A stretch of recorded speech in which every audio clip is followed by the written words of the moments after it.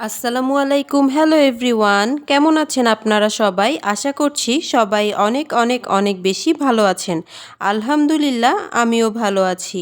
আমার নতুন আরেকটি ভিডিওতে সবাইকে ওয়েলকাম করছি।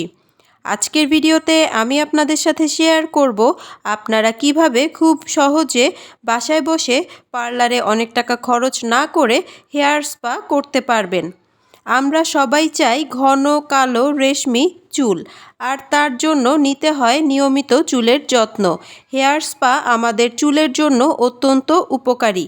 আমরা অনেকেই হেয়ার স্পা শুনলেই ভাবি পার্লারে যাবার কথা, কিন্তু আপনি জানেন কি বাসায় আপনি প্রাকৃতিক উপায়েই করতে পারেন পার্লারের মতো হেয়ার স্পা। আর এর জন্য প্রয়োজনীয় উপকরণ পাবেন আপনার রান্নাঘরেই। ঘরে বসে হেয়ার স্পা করলে আপনার সময় যেমন বেঁচে যাবে, তেমনি অর্থও সাশ্রয় হবে। দেখে নিন তবে হেয়ার স্পা করার 5টি ধাপ। 1. চুলে তেল লাগাতে হবে। প্রথমে অলিভ অয়েল, নারকেল তেল, ঘি, বাদাম তেল একসাথে মিশিয়ে নিন। এরপর মিশ্রণটি গরম করুন। এক্ষেত্রে যদি আপনার কাছে বাদাম তেল বা ঘি না থাকে তাহলে শুধু নারকেল তেল ও অলিভ অয়েল ব্যবহার করলেও হবে।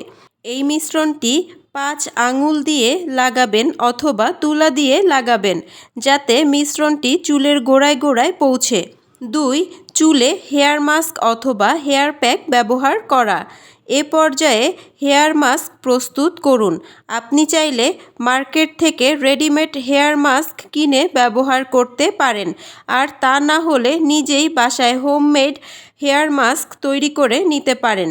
হেয়ার মাস্ক অনেক রকম হতে পারে, যেমন আপনি আপনার চুলের পরিমাণ অনুযায়ী পাকা কলা, ডিম, মধু এবং ভিটামিন ই ক্যাপসুল একসঙ্গে খুব ভালো করে মিক্স করে আপনার চুলে লাগিয়ে অপেক্ষা করুন শুকিয়ে যাওয়া পর্যন্ত। এছাড়াও আমার চ্যানেলে অলরেডি অনেকগুলো হেয়ার মাস্ক, হেয়ার প্যাকের রেমেডি দেওয়া আছে। আপনারা চাইলে সেই ভিডিওগুলো দেখে নিতে পারেন। আমি আমার এই ভিডিওর এন্ড স্ক্রিনে ওই ভিডিওগুলো দিয়ে রাখব। 3. চুলে স্টিম দিতে হবে। আমাদের ত্বকে স্টিম দেওয়া যতটা ইম্পর্ট্যান্ট, চুলের যত্নেও স্টিম দেওয়া ঠিক ততটাই ইম্পর্ট্যান্ট। এবার চলুন তাহলে জেনে নেওয়া যাক কিভাবে আপনারা ঘরোয়া পদ্ধতিতে স্টিম ব্যবহার করবেন। প্রথমে কুসুম গরম পানিতে তোয়ালে ভিজিয়ে তোয়ালে চিপে পানি বের করে নিতে হবে। এরপর তোয়ালেটি দিয়ে আপনার মাথা ভালো করে বেঁধে নিন। চুলে স্টিম ব্যবহারের ফলে তেল এবং হেয়ার মাস্কের পুষ্টিগুণ চুলের ভেতরে পৌঁছাতে সাহায্য করবে। এভাবে 20 থেকে 30 মিনিট পর্যন্ত অপেক্ষা করুন। 4.